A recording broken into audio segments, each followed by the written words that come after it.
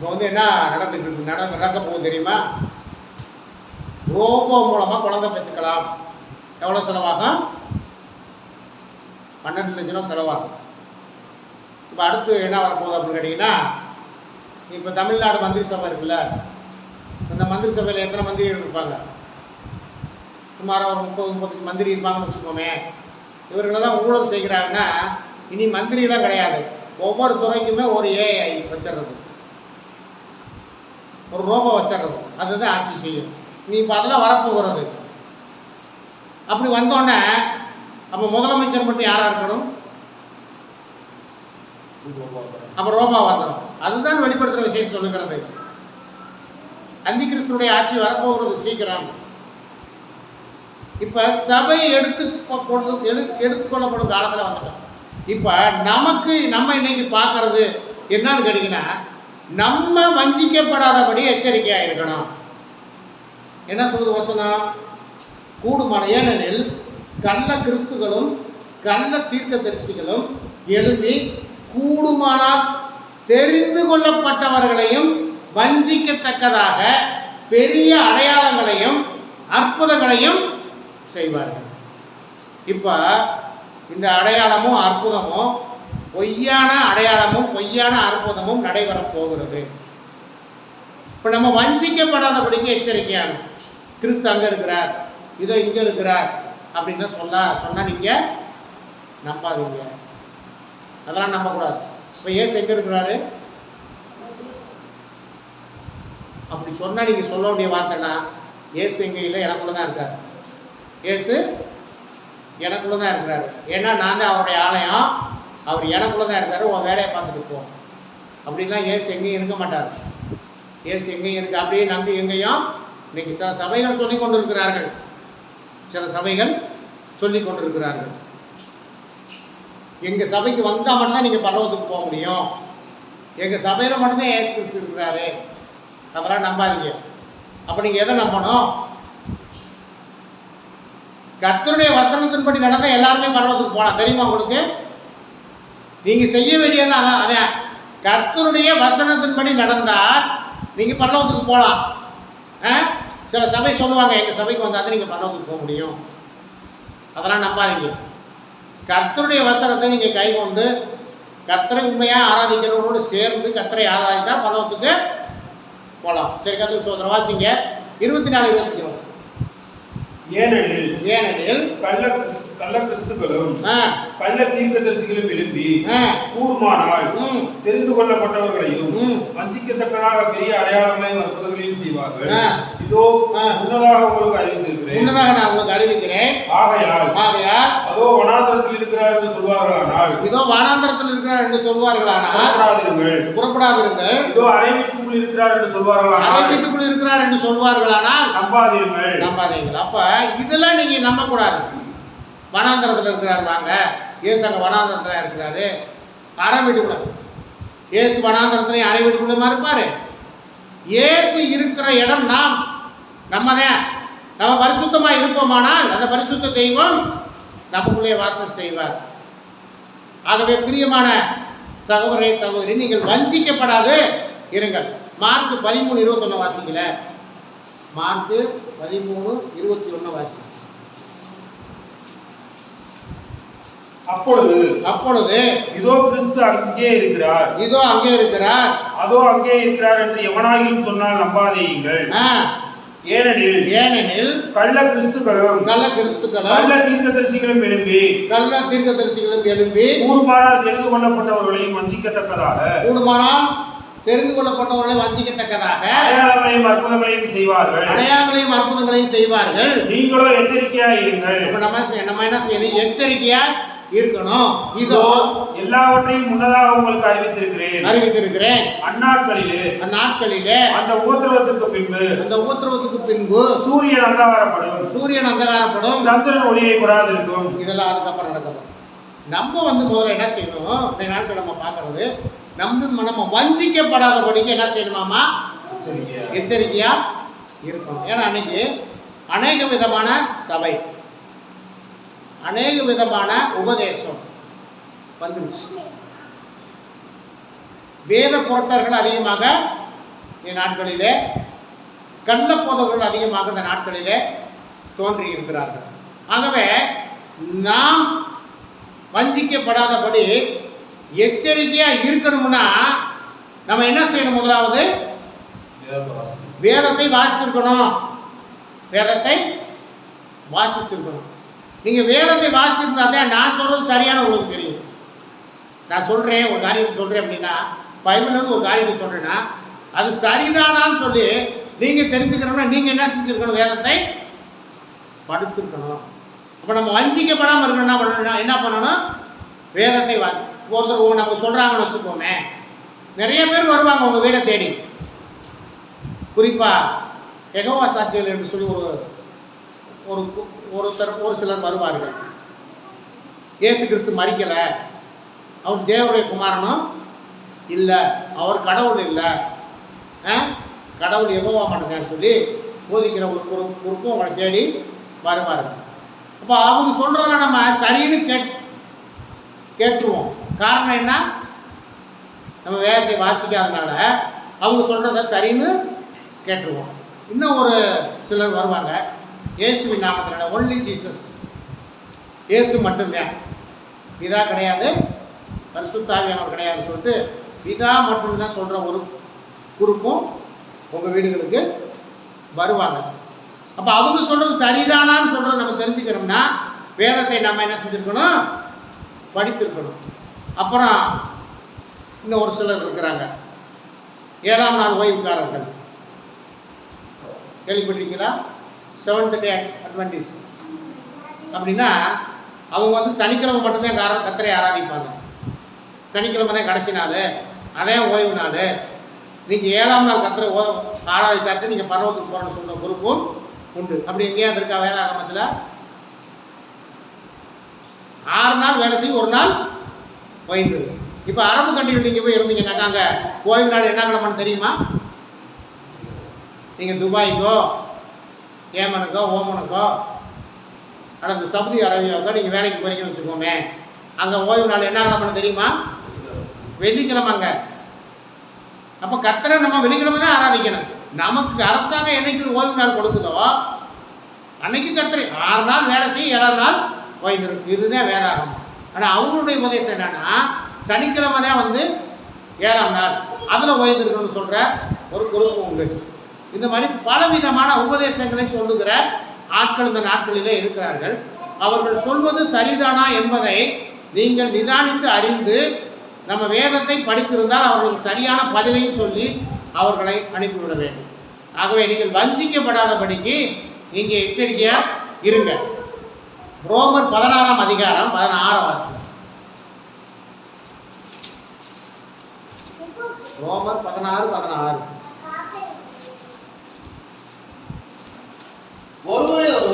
ஒருவரை ஒருவர் பரிசுத்த முத்தத்தோட வாழ்த்துங்கள். இது இருக்கா? இன்னைக்கு ஒருவரை ஒருவர் பரிசுத்த முத்தத்தோட வாழ்த்துங்கள் அப்படின்னு சொல்லி ரோமர் சபைக்கு அப்போஸ்தலனாகிய பவுல் எழுதுகிறார். இது இருக்கா சபைகள்? இன்னைக்கு 16:16 ரோமர் 16:16 பக்கம் 225. என்ன எழுதியிருக்காங்க?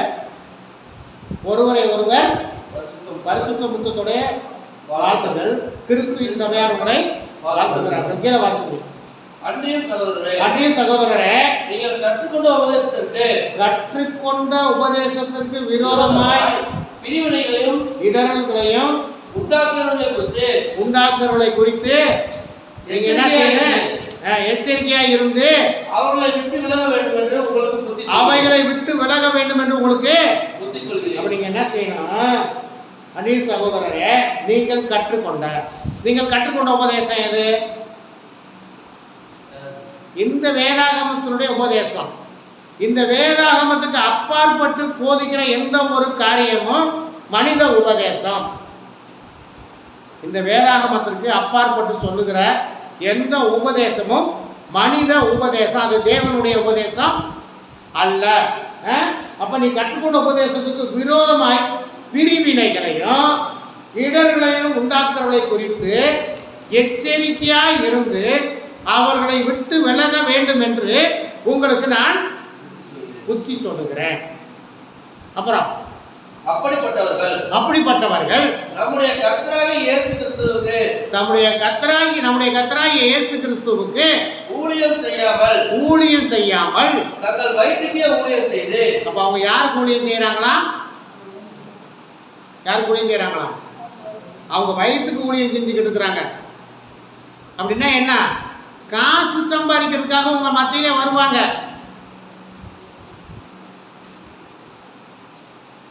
நீங்க கவனமா இருக்கணும்.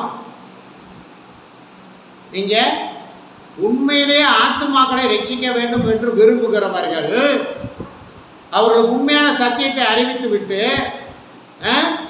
அவர்கள் பணத்துக்கு ஆசைப்படாமல் ஆத்துமாக்கள் ரட்சிக்கிற காரியத்திலே இருப்பார்கள். ஆனால் வயிற்றுக்கு ஊழியம் செய்கிறவர்கள் என்ன செய்வாங்களாமா? என்ன செய்வாங்க தெரியுமா? அங்க அடுத்து வாசிங்க. நயவசனிப்புனா என்னது? நயந்து வந்து பேசி நீங்கள் எங்கள் சபைக்கு வந்துட்டீங்கன்னாக்கா உங்களுக்கு எல்லாமே நடக்கும். உங்களுக்கு என்ன நடக்கும்? மாடி கட்டுவீங்க, மாடி வீடு கட்டுவீங்க, உங்கள் வீடு நிறையா தங்கம் இருக்கும், உங்களுக்கு எந்த குறையும் வராது.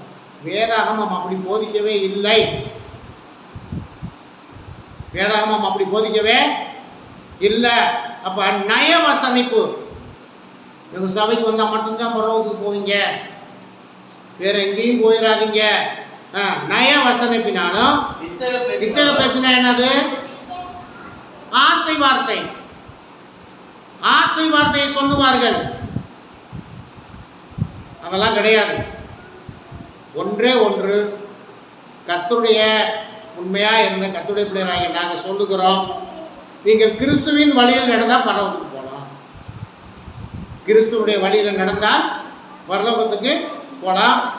அதை நிறைவேற்றுவதற்கு, சில காரியங்களை நிறைவேற்றுவதற்கு நீங்கள் சபையிலே காணப்பட வேண்டும். கர்த்தர் நமக்கு இட்ட கட்டளைகளை நிறைவேற்றுக்கு சபைக்கு கண்டிப்பாக வரணும். அப்போ நயவசனிப்புக்கு நீங்கள் இடம் கொடுத்துறாதீங்க.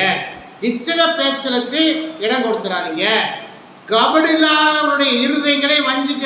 இப்போ நம்ம கபடு இல்லாமல் இருக்கணும்னு வச்சுக்கோமே. கபடு இல்லாமல் இருக்கிறோம்னா என்னது? நம்ம கபடு இல்லாமல் இருக்கிறோம் அப்படின்னா என்னது சொல்லுங்க. யதார்த்தமா என்ன சொன்னாலும் கேட்கறது. ஏகாவ சாட்சிக்காரங்க ஆமாங்க, ரைட், ஆமாங்க, ஒன்லி ஜீசஸ் சொல்ற ஆமாங்க, புதிய எருசலேம் சபை சொல்ல ஆமாங்க அப்படித்தாங்க, ஆர்சி சபை சொல்ல ஆமாங்க அப்படித்தாங்க, சிஎஸ்ஐ சபை சொல்லுதா ஆமாங்க அப்படித்தாங்க. எந்த சபையும் உங்களை பரவத்து கொண்டு போகிறாங்க. உங்களை பரவத்து கொண்டு போகிறது எது? பரலோகத்துக்கு உங்களை கொண்டு போகிறது எது?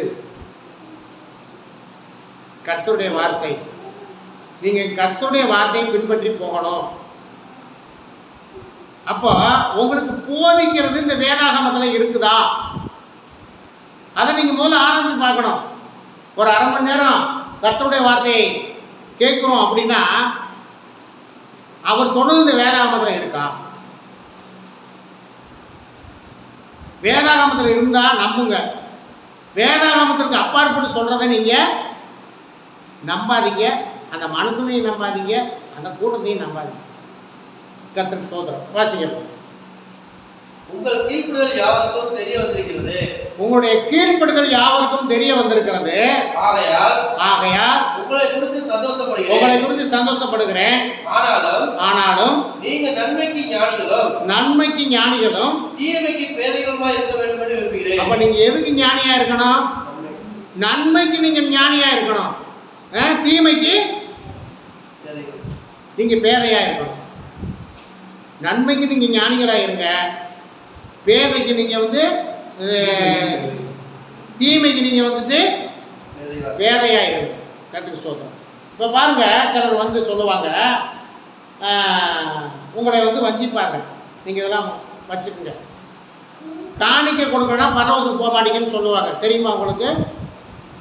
நீங்கள் காணிக்கை கொடுக்கணும்னா பரலோகத்துக்கு போக மாட்டீங்க அப்படின்னு நீங்கள் பைபிள் இருக்கா?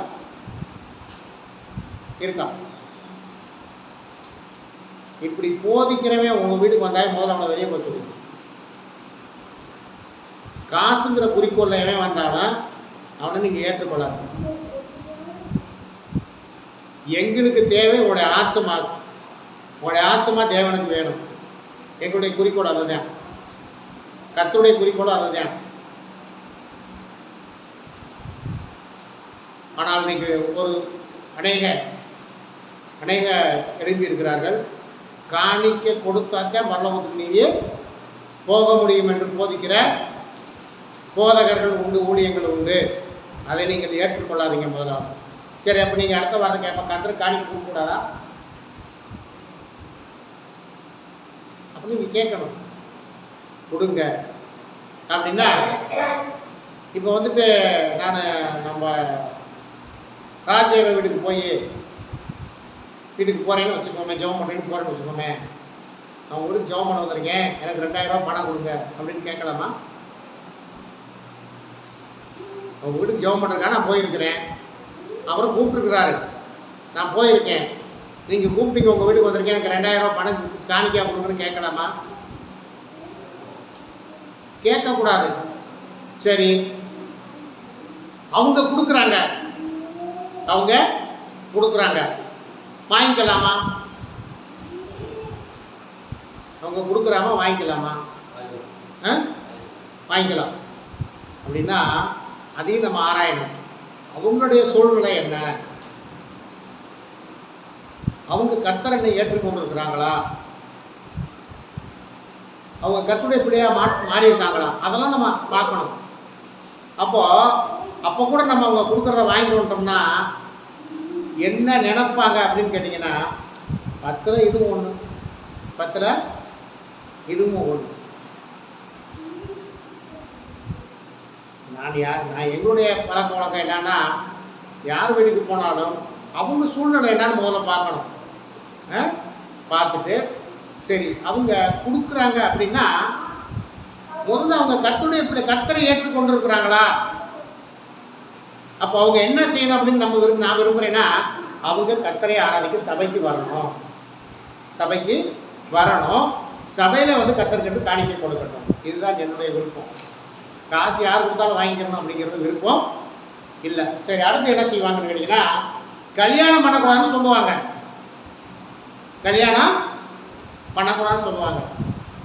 கல்யாணம் பண்ணால் நீங்கள் பரலோகத்துக்கு போக மாட்டீங்க அப்படின்னு பைபிள் எங்கே வேதவசனம் எங்கேயாவது இருக்கா? தேவனே ஆணையும் பெண்ணையும் பார்த்தாங்க உருவாக்குறாங்க. ஆனால் இது அப்போ யாருடைய உபதேசம்? இது மனிதனுடைய உபதேசம். விவாகம்னா என்னது? திருமணம். இப்போ நமக்கு வார்த்தையெல்லாம் சில சமயத்தில் வேற மொழியாகத்திலிருந்து எழுதுக்கணும். விவாகம்னா நமக்கு விவாகம்னா என்னன்னு புரியாமல் இருக்கும். விவாகம் என்பது பரிசுத்தமாயும் கனமாயும் இருக்கிறது என்று வேதாகமம் சொல்லுது. ஆனால் மனித உபதேசம் என்ன சொல்கிறேன்? கல்யாணம் பண்ணக்கூடாது, கல்யாணம் பண்ணால் பரலோகத்துக்கு போக முடியாது அப்படின்னு போதிக்கிறவர்கள் இருக்கிறார்கள். அப்புறம் பாருங்க, நாங்கள் மட்டுமே பரலோகத்துக்கு போவோம், பேராசை அப்படின்னு சொல்லி ஒரு குரூப்பு சொல்லுது. நாங்கள் மட்டும்தான் பரலோகத்துக்கு போவோம். காரணம், நாங்கள் மட்டும்தான் பரலோகத்துக்கும் சீயோனுக்கும் போவோம் அப்படின்னு சொல்கிறாங்க. காரணம், நாங்கள் மட்டும்தான் திருமணம் பண்ணாதவர்கள், ஆகவே நாங்கள் மட்டும்தான் பரலோகத்துக்கு போவோம், வேறு யாரும் போக மாட்டோம் அப்படி. நீங்கள் பைபிள் எங்கேயா எழுதியிருக்கா? அப்போ அப்படி போதிச்சா அது என்ன உபதேசம்? கள்ள உபதேசம், மனித உபதேசம். இந்த மாதிரி உபதேசங்களை கேட்டு நீங்கள் வஞ்சிக்கப்படாதபடிக்கு எச்சரிக்கையாயிருங்கள்.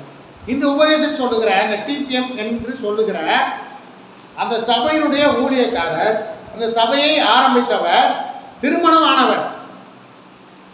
அந்த சபையை ஆரம்பித்தவர் திருமணமானவர். அவருடைய பேர் ராமன் குட்டி என்கிற பால். அவர் சிலோனில் ஆரம்பித்தார். சிலோன் பெந்தகோஸ்தே சபை அப்படின்னு ஒன்று ஆரம்பித்தார். அதை இப்போ டிபிஎம் தமிழ்நாட்டில் மாற்றிக்கிட்டாங்க, தி பெண்டிகாஸ்ட் மிஷன் மாற்றிக்கிட்டாங்க. அதை ஆரம்பித்தவர், கல்யாணம் பண்ணவர். இன்றைக்கி அதை பின்பற்றி வருகிறவர்கள் எல்லாருமே அவருடைய உபதேசம் கல்யாணம் பண்ணக்கூடாது. ஏன்னா கல்யாணம் பண்ணால் நாங்கள் தான் பரலோகத்துக்கு போவோம், நாங்கள் தான் சீயோனுக்கு போவோம் அட பாருங்களா, அந்த சபையை ஆரம்பிச்சவருக்கே சீயோன் கிடையாதா? அந்த சபையை ஆரம்பிச்ச அந்த ஸ்தாபகருக்கே சீயோன் கிடையாது. இவங்களுடைய உபதேசம் இப்படி கள்ள உபதேசக்காரர்கள் உங்கள் மத்தியிலே வருவார்கள். நீங்கள் வஞ்சிக்கப்படாதபடிக்கு எச்சரிக்கையா இருங்க. அப்புறம் எங்க சபைக்கு வந்தால் மட்டுமே பரலோகத்துக்கு போவீர்கள். இதே சபை தான் சொல்லுது, நீங்க எங்க சபைக்கு வந்தால் மட்டும்தான் பரலோகத்துக்கு போவீங்க. அப்படின்னா இவங்க புதிய ஆத்மாக்களை சந்தித்து அவர்களை ரட்சிப்புகள் நடத்துறதில்ல. மற்ற சபையில் இருக்கிறவங்கள போய் சந்தித்து பேசி, நீங்கள் அங்கெல்லாம் போகாதீங்க, எங்கள் டிபிஎம் சபைக்கு வந்தாதே நீங்கள் பரலோகத்துக்கு போய் எங்கள் சபைக்கு வந்து இழுத்துட்டு போயிடுவாங்க.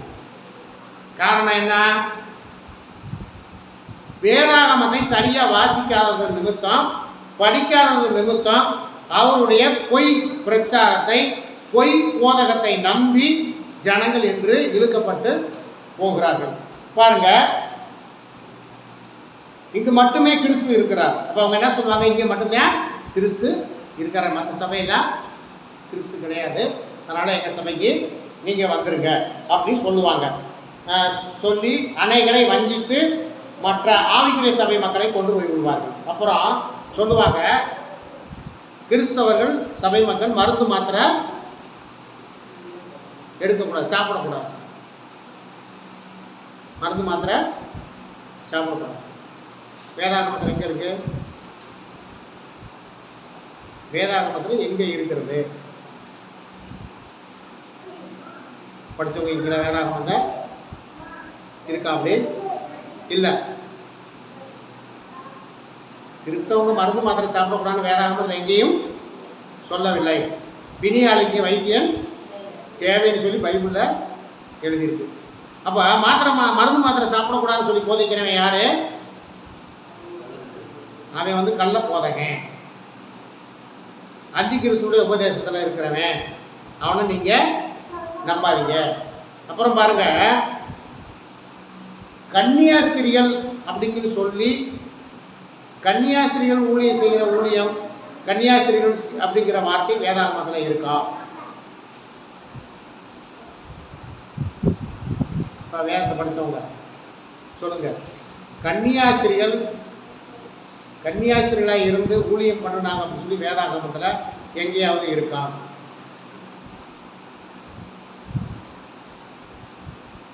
இல்லை.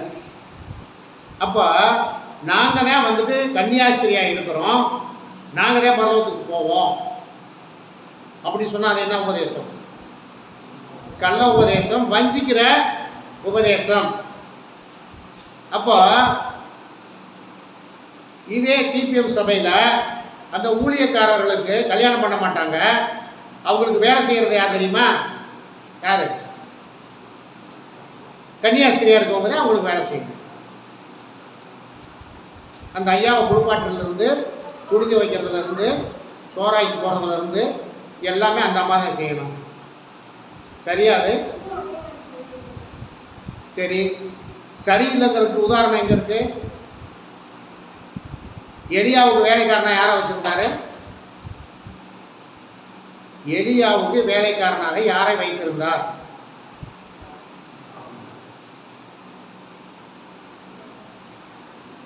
சொல்லுங்க. எலிசாவை வச்சிருந்தாரு. எலியா வேலைக்காரனாக எலிசாவை வச்சிருந்தாரு. எலிசா வேலைக்காரனாக யாரை வச்சிருந்தாரு? யாரை வச்சிருந்தாரு? எலியா வந்து எலிசாவை வச்சிருந்தாரு வேலைக்காரனா. எலிசா வந்து யாரை வச்சிருந்தாரு? கேயாசியை வச்சிருந்தாரு. ஒரு கன்னியாஸ்திரிகளை வச்சிருந்தாரா? உதாரணம் இதே சரி. ஆகவே இப்படிலாம் வந்து உங்கள் மத்தியில் நீங்கள் சொல்வார்கள். ஆனால் நீங்கள் வஞ்சிக்கப்படாதபடி எச்சரிக்கையாக இருங்க.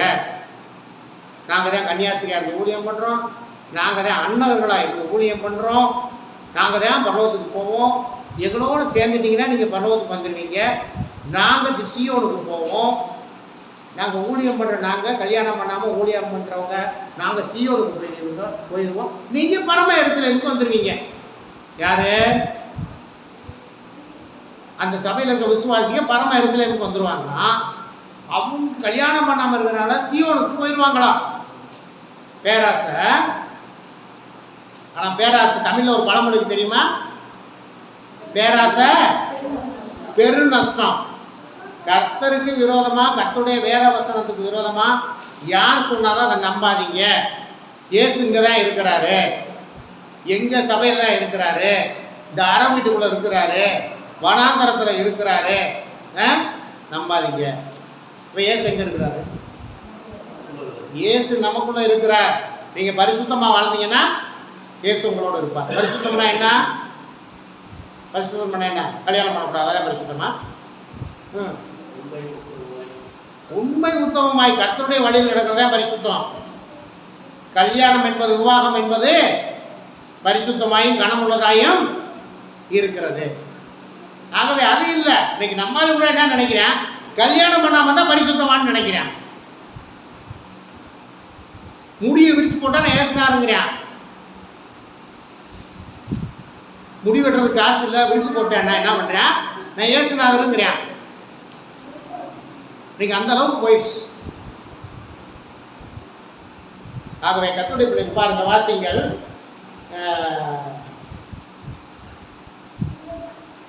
1 தீமோத்தேயு 5:9 வாசிங்க.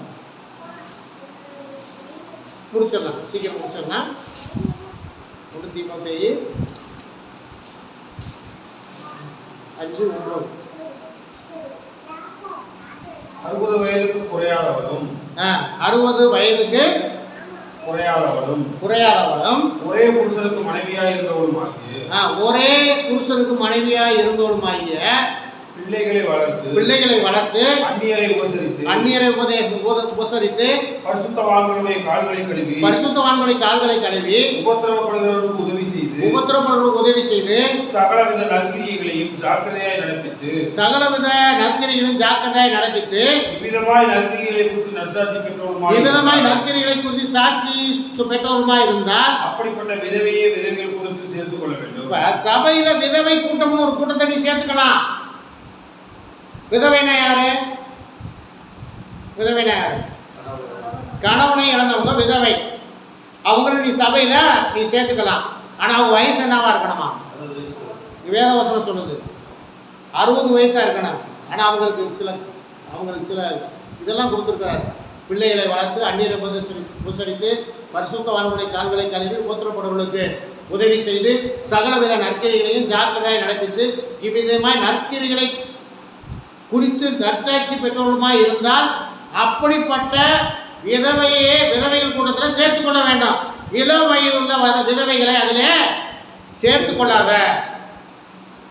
அப்போ விதவை கூட்டத்தில் யாரை சேர்த்துக்கணும் அப்படின்னா, யாரும் கைவிடப்பட்டவங்க இருப்பாங்க சில பேர். அந்த வயதான அந்த 60 வயதுக்கு மேற்பட்டவங்கள யாருமே கவனிக்காததுக்கு யாருமே இருக்க மாட்டாங்க. அவங்கள நீ சபையிலே சேர்த்துக்கொள். அவங்கள சபையில வச்சு பராமரி. வயசு என்னவா இருக்கணும்? 60. ஆனால் 11ஆவது வசனம் என்ன சொல்லுது? இளம் வயதுள்ள விதவைகளை சேர்த்துக் கொள்ளாத, ஏனெனில் அவர்கள் கிறிஸ்துவுக்கு விரோதமாய் காம விகாரம் கொள்ளும் போது. அப்ப பாருங்க, இளம் வயதுள்ள விதவைகளை காம விகாரம் கொள்ளும் போது வாசிங்க, விவாகம் பண்ண மனதாகி முதலில் கொண்டிருந்த விசுவாசத்தை விடுகிறதுனாலே ஆக்கினைக்கு உட்படுவார்கள். அப்ப இளம் வயதுள்ள விதவையில அந்த கூட்டத்தில் நீ சேர்க்காத. சரி, அப்புறம் கீழே அதுவும் அல்லாமல் அவர்கள் சோம்பல் உள்ளவர்களாய் வீடு வீடாய் திரிய பழகுவார்கள். சோம்பல் உள்ளவர்களாய் மாத்திரமல்ல, அளப்புகிறவர்களாயும் வீணழுவர் காரியங்களாயும் தகாத காரியங்களை பேசுகிறவர்களுமாய் இருப்பார்கள். அப்ப அந்த இளம் வயது உள்ளவங்களை கூட இந்த விதவை கூட்டத்தில் சேர்க்க. சரியா?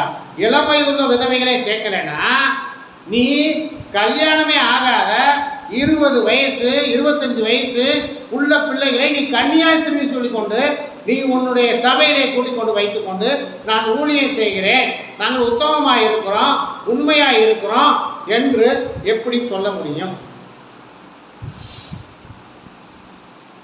நீதிமொழிகளை சொல்லுகிறது போல நெருப்பிலே தழலை கட்டிக்கொண்டு என்னை சுடாது என்று யார் சொல்ல முடியும்? சொல்றது புரியுதா உங்களுக்கு? நெருப்பு தழல்னா நெருப்பு தழலை என் மடியில் கட்டிக்கிட்டு என்னை சுடாது என்று யார் சொல்ல முடியும்? சொல்ல முடியுமா? என்னை சுடாதுங்க, நாங்கள் உட்காந்துக்கிறேங்க, என் மடியில் அள்ளி போடுங்க, நெருப்பு தழலை அள்ளி போடுங்க, சுடாதுங்கன்னு சொல்ல முடியுமா?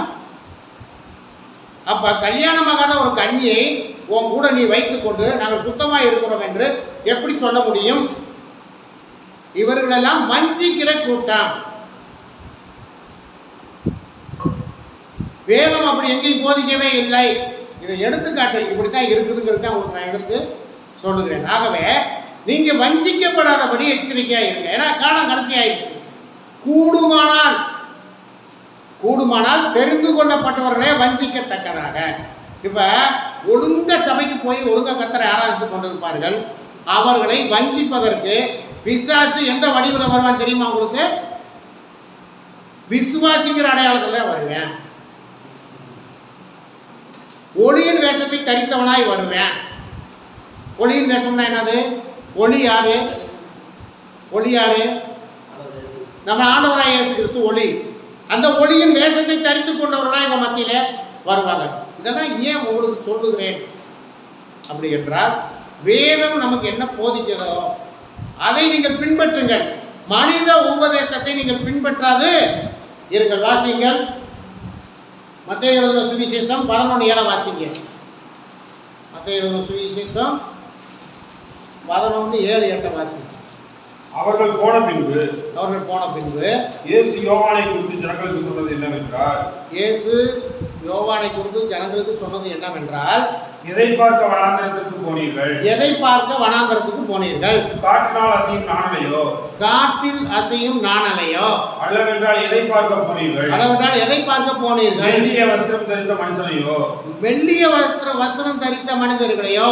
மெல்லிய வஸ்திரம் தரித்தவர்கள் அரசர் மாளிகையில் இருக்கிறார்கள். அப்ப மெல்லிய வஸ்திரம் தரித்தவர்கள் எங்க இருப்பாங்களாமா?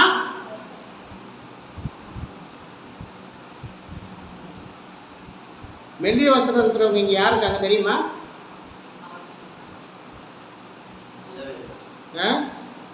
சிபிஎம் சபைக்காரங்களை பாருங்க. சிபிஎம் சபைக்காரங்களோ இந்த ஊழியக்காரங்களோ இது ஊழியக்காரையும் பாருங்க. அப்ப நீங்க எதை பார்க்க போனீர்கள்? அவர் ஒளியின் வேஷத்தை தரித்தவர்கள். இந்த உபதேச கோளாறுல இவங்க மட்டும் இல்லை. அதான் இயேசுவின் நாமம், யெகோவா சாட்சி, புதிய எருசலேம், இன்னும் நிறையா இருக்கு. நீ சொல்லிக் கொடு. 7ஆம் நாள் உபதேசக்காரர்கள் நிறைய இருக்கு. திருத்துவத்தை நம்பாத எவனும் உண்மையான ஊழியக்காரனே ஊழியமே அல்ல. திருத்துவம்னா என்னது? பிதாகுமாரன் பரிசுத்தாவி. இந்த திருத்துவத்தை நம்பாத யாருமே உண்மையான கிறிஸ்தவர்கள் அல்ல. சரி, அப்போ ரோமன் கத்தோலிக்க சபையில் திருத்துவத்தை நம்புவாங்க.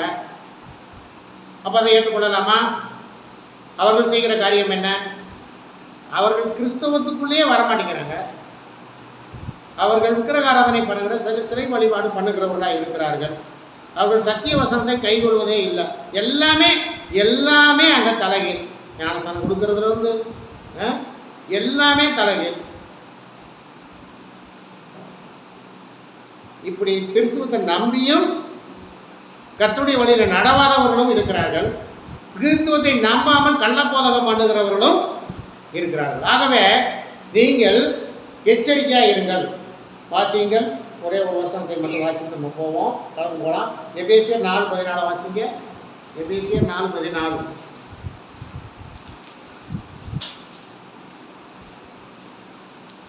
ஆதலால் தூங்குகிற நீ விழித்து மரித்தோரை விட்டு எழுந்திரு. அப்பொழுது கிறிஸ்து உங்களை பிரகாசிப்பார் என்று சொல்லுகிறார். ஆனபடினாலே நீங்கள் ஞானமற்றவர்களைப் போல நடவாமல் ஞானமுள்ளவர்களைப் போல கவனமாய் நடந்து கொள்ள பார்த்து நாட்கள் பொல்லாதானவைகளாதலால் காலத்தை பிரயோஜனப்படுத்திக் கொள்ளுங்கள். ஆகையால் நீங்கள் மதியற்றவர்களாய் இராமல் ஆகையால் நீங்கள் மதியற்றவர்களாய் இராமல் கர்த்தருடைய சித்தம் என்னதென்று உணர்ந்து கொள்ளுங்கள். கர்த்தருடைய சித்தம் என்னதென்று உணர்ந்து கொள்ளுங்கள். துன்மார்க்கத்துக்கு ஏதுவான மதுபான வெறி கொள்ளாமல் துன்மார்க்கத்துக்கு ஏதுவான மதுபான வெறி கொள்ளாமல் ஆவியினால் நிறைந்து சங்கீதங்களினாலும் கீர்த்தனைகளினாலும் ஞான பாட்டுகளினாலும் ஒருவருக்கொருவர் புத்தி சொல்லிக் கொண்டு உங்கள் இருதயத்தில் கர்த்தரை பாடி கீர்த்தனம் பண்ணி நம்முடைய கர்த்தராகிய இயேசு கிறிஸ்துவின் நாமத்தினாலே எப்பொழுதும் எல்லாவற்றிற்காகவும் பிதாவாகிய தேவனை ஸ்தோத்தரித்து தெய்வ பயத்தோட ஒருவருக்கொருவர் கீழ்ப்படிந்திருங்கள். என்ன செய்யணுமாமா?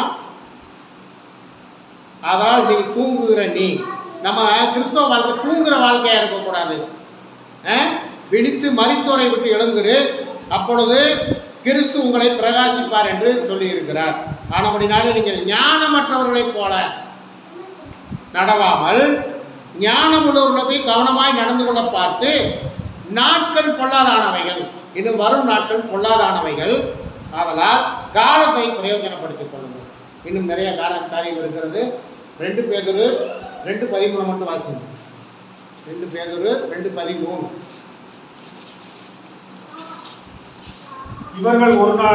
இவர்கள் ஒரு நாள் வாழ்வை இன்பம் என்று எண்ணி, இவர்கள் எல்லாம் இந்த பொய் உபதேசம் பண்ணுகிறவர்கள், இவர்கள் எல்லாம் ஒரு நாள் வாழ்வை இன்பம் என்று எண்ணி கரைகளும் லட்சிகளுமாய் இருந்து உங்களோட விருந்துண்கையில் தங்கள் வஞ்சனைகளில் உல்லாசமாய் வாழ்கிறவர்கள் விபச்சார மயக்கத்தால் நிறைந்தவர்களும் பாவங்களை விட்டு ஓயாதவர்களுமாய் இருக்கிற கண்களை உடையவர்கள் உறுதி இல்லாத ஆத்துமாக்களை தந்திரமாய் பொடித்து பொருளாசைகளில் பழகின இருதயத்துடைய சாபத்தின் பிள்ளைகள் செம்மையான வழியை விட்டு தப்பி நடந்து பேயோரின் குமாரனாகிய பிலேயாமின் வழியை பின்பற்றி போனவர்கள் அவன் அநீதத்தின் கூலியை விரும்பி, இந்த அநீதத்தின் கூலிக்காக சத்தியத்தை மாற்றி பிரசங்கித்து அநேகரை வஞ்சித்து இன்றைய நாட்களிலே தெரிந்து கொள்ளப்பட்டவர்களே இன்றைய நாட்களிலே வஞ்சித்துக் கொண்டிருக்கிறார்கள். ஆகவே கர்த்தருடைய பிள்ளைகளே, நீங்கள் தூங்குகிறவர்களைப் போல இராமல் கர்த்தருக்குள் விழித்து, ஞானமற்றவர்களைப் போல இராமல் கர்த்தருக்குள் ஞானமாய் நடந்து, சத்திய வசனம் உங்களுக்கு என்ன போதிக்கிறதோ அதை இருக பற்றி கொள்ளுங்கள், அதன் வழியில் நடங்கள். நீங்கள் தேவனுடைய ராஜ்யத்தை சுதந்திரத்துக் கொள்ளலாம். அவர் உங்களுக்காக வைத்திருக்கிற நித்திய ஜீவனாகிய அந்த ஜீவ கிரகத்தை நீங்கள் பெறுவீர்கள். தேவனுடைய ராஜ்யத்தை சுதந்திரித்துக் கொள்வீர்கள். கர்த்தர் தாமே உங்களை ஆசீர்வதிப்பாராக. கர்த்தருக்கு ஸ்தோத்திரம். கர்த்தருடைய சமூகத்தில் நம்மை தாழ்த்துவோம். கர்த்தர் நம்மை ஆசீர்வதிப்பார். நாம் ஜெபிப்போம். அன்பின் பரலோக பிதாவே, இந்த வேலைக்காய் நாங்கள் நன்றி செலுத்துகிறோம். இந்த நாளை கூட கர்த்தாவே ஸ்தோத்திரம். ஆண்டவரே, நாங்கள் வஞ்சிக்கப்படாதபடி நாங்கள் காணப்பட இயேசுப்பா உங்கள் வேதாகமத்திலிருந்து அநேக காரியங்கள் இந்த நாட்களிலே நாங்கள் கற்றுக்கொள்வதற்கு இயேசுப்பா எங்களுக்கு உதவி செஞ்சுக்கிற நாங்கள் உங்களுக்கு நன்றி செலுத்துகிறோம். வந்திருக்கிற உங்கள் மக்கள் ஒவ்வொருவரையும் நீங்கள் பேராய் ஆசீர்வதிங்க. வருகிற நாட்களில் இன்னும் ஆண்டவரே, நாங்கள் உங்களுக்கு என்று ஞானமாய் நடந்து கொண்டு உண்மையாய் உத்தமமாய் காணப்பட்டு உங்கள் வருகைக்கு ஆயாக்கப்பட்டு உங்கள் ராஜ்யத்தை சுதந்திரத்துக்குள்ள எங்களுக்கு உதவி செய்யுங்க. இயேசுப்பா ஸ்தோத்திரம். ஆண்டவரே, தொடர்ந்து ஆண்டவரே உங்கள் மக்கள் ஒவ்வொருவரையும் ஆசீர்வதித்து காத்து கொடுத்து வழி நடத்துங்க. இயேசு கிறிஸ்துவின் நாமத்தினாலே ஜெபிக்கிறோம் எங்கள் ஜீவன் உள்ள நல்ல பிதாவே, ஆமென். என் ஆத்துமாவே கர்த்தரை ஸ்தோத்திரி, என் முழு முழுமையான பரிசுத்த நாமத்தை ஸ்தோத்திரி. என் ஆத்துமாவே கர்த்தரை ஸ்தோத்திரி, கர்த்தர் செய்த சகல உபகாரங்களையும் மறவாதே, ஆமென். நம்முடைய பிதாவாகிய தேவனுடைய அன்பும் கர்த்தராகிய இயேசு கிறிஸ்துவின் கிருபையும் பரிசுத்த ஆவியானவருடைய அந்யோன்யமும் கர்த்தரை தொழுது கொண்ட கர்த்தருடைய நம்மோடும் உலகத்தில் உள்ள எல்லா பரிசுத்தவான்களோடும் என்றும் என்றும் சதாகாலமும் நிலைத்திருப்பதாக, ஆமென். அல்லேலூயா, அல்லேலூயா, அல்லேலூயா.